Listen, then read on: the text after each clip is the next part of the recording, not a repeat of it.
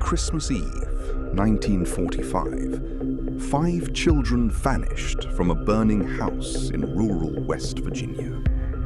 Their bodies were never found. No bones, no teeth, no remains at all. And in the years that followed, their mother received something that made her question everything the official investigation had told her. This is the story of the Sodder children and the fire that 70 years later still doesn't add up. George and Jenny Sodder ran a small trucking business in Fayetteville, West Virginia. They had 10 children, and by most accounts, a full, ordinary life. George had emigrated from Italy as a teenager and built the family up from nothing. A coal delivery business, a 2-story house he'd built with his own hands, a reputation as a hard worker who spoke his mind. That reputation mattered because George was also known for something else. He was openly, loudly critical of Benito Mussolini. In a town with a growing Italian immigrant community in the 1940s, that wasn't a popular position with everyone. More than once, he'd gotten into arguments over it. One in particular would later take on a darker significance. On the night of December 24th, 1945, the Sodder house was full. 9 of the 10 children were home. The oldest boy was away, serving in the war. It was a normal, happy Christmas Eve. The younger children stayed up late playing with new toys. Jenny put them to bed and went to sleep herself, expecting an ordinary morning. It never came. Just after 1 a.m., Jenny woke to the sound of the phone ringing. When she answered, a woman's voice she didn't recognize asked for a name she'd never heard, laughed strangely, and hung up. Jenny noticed the downstairs lights had been left on, and the curtains weren't drawn. Small things, but out of place. She checked the doors, found them unlocked when they should have been locked, and went back to bed. Less than an hour later, she woke again, this time to the smell of smoke. The house was on fire. George, Jenny, and 4 of the children escaped. 5 did not. Maurice, Martha, Louis, Jenny, and Betty, ranging from 5 to 14 years old, were still upstairs. George tried to get back inside. The stairs were already gone. He ran for the ladder he kept propped against the house every single day of the year, and it wasn't there. He tried to move his coal trucks under the children's window to climb up. Neither would start, despite running perfectly the day before.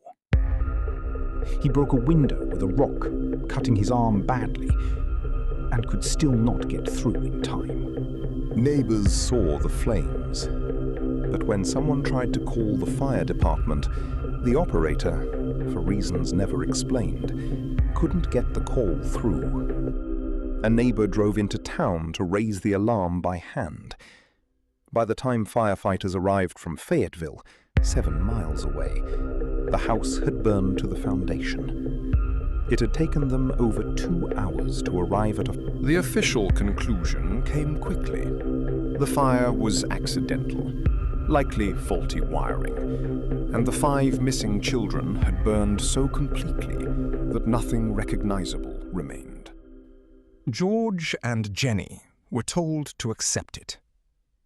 But almost immediately, they found reasons not to. The ladder that had vanished from its usual spot the night of the fire was found days later. Not stolen, not moved by the fire, but sitting in a ditch a short distance from the house, as if it had simply been set aside.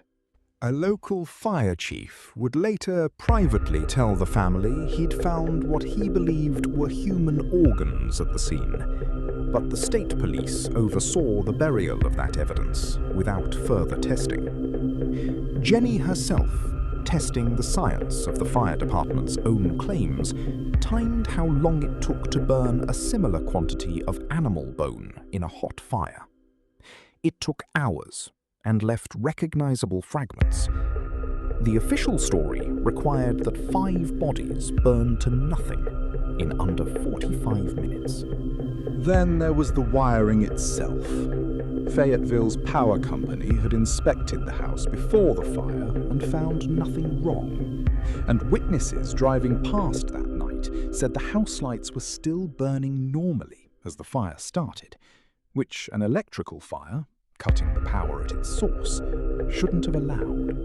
And then there was that strange phone call, and the doors that were mysteriously unlocked, and a man who, weeks earlier, had reportedly warned George that his house would go up in smoke and his children would be destroyed, a threat tied directly to George's public arguments about Mussolini and Italian fascism.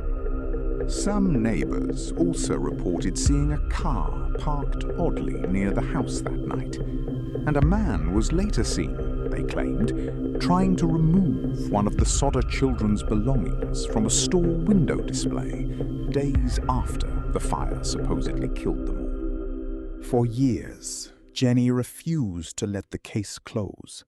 She put up a billboard along the highway near their home, offering a reward for information, with the children's photos and the question that haunted her: are they alive?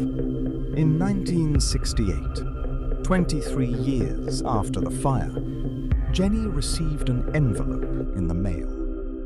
Inside was a photograph of a young man, postmarked from Kentucky, with no return address. On the back, someone had written a short, cryptic message that seemed to reference one of the missing children directly, along with initials that matched. The Sodders hired a private investigator.